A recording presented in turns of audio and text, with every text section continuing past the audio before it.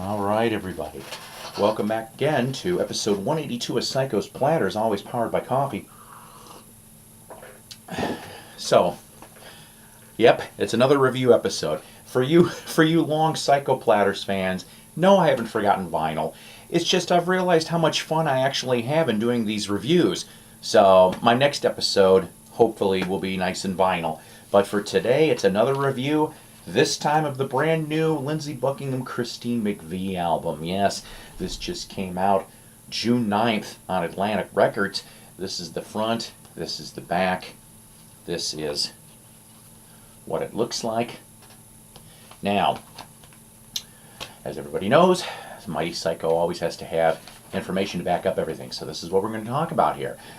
Like I said, this is known as Buckingham McVie album. This came out June 9th. Just here of 2017. It was recorded between 2014 and 2017 at Village Recorder Studio D, which was actually the same studio that they recorded the Fleetwood Mac album Tusk at. In 2014, Christine McVie rejoins Mac, goes into the studio with Lindsey Buckingham, who had initial doubts that this was going to work. Lindsey said after finding out, he goes, it's better than ever.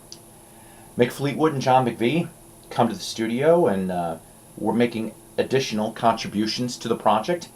Recording was put on hold to tour. In 2015, Stevie Nicks announced her plans to work with Mac in the studio, but changed her mind and went on tour to support her new solo album at the time, 24 Karat Gold Songs from the Vault. Lindsey and Christine decided to finish the album rather than wait. A track off of here, there's 10 tracks on here. The track number 1, Sleeping Around the Corner, was previously included on digital edition of Lindsey Buckingham's 2011 solo album Seeds We Sow. But Christine McVie liked it so much that Lindsey made some minor adjustments and put it onto this album. Now, so basically what you've got here is you've got Lindsey, you've got Christine, you've got Fleetwood, you got John McVie doing additional contributions. And as an added bonus, Mitchell Froom, who originally got his start as a keyboard player with Ronnie Montrose' Gamma, but then, of course, ended up being a producer, a very well-known producer. He plays keyboards on this and co-produces with Lindsey Buckingham, and also Mark Needham, who has been involved with Fleetwood Mac, Stevie Nicks, and Blue October in the past, in production-wise. What do I think about this?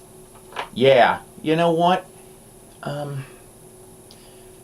It's not a great album, okay? I'm a huge Fleetwood Mac fan, and I like the solo stuff almost from every member. Yeah, even the Fleetwood, The Visitor, is kind of strange, and John McVie's Blues Band, I like that too. But this isn't a great album, but it's a damn good one. This is a feel-good album, mostly, okay? My favorite tracks off of here, I've got 4 of them that I really, really like. The first 3 off of here, right off the bat, Sleeping Around the Corner, Feel About You, and In My World. They just go boom, boom, boom. It just makes a really nice groove to the whole thing, okay? I also happen to like Christine's ballad, Game of Pretend. Basically, out of the 10 tracks, I think 8 of them were really, really good, honestly. There was only 2 minor clunkers on here. So, if you like a good feel-good album, and probably the closest thing you're really going to get to a new Fleetwood Mac album, yeah, go get this thing. You are not going to be sorry at all on this. So I want to leave you with one other thing here, too. Like I said, it's kind of nice that Christine's back, per se, because she left in 98.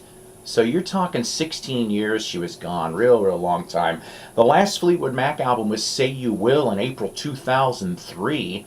Now, Christine ended up doing 2 tracks, singing, I think she was singing background and maybe some other minor work on, oh God, I can't remember the titles of them, but needless to say, they were supposed to be, for, at that time, an unreleased Lindsey Buckingham album, and it just happened to be on Say You Will.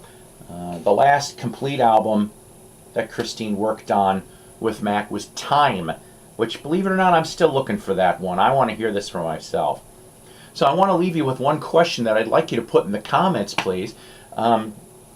if you before that though, if you haven't liked and subscribed to Psycho's Platters, which that is the name of the channel now, please do so, because yes, there will be more review episodes of new albums that have come out, and of course along with classic vinyl as well. I have not given up on that, kids.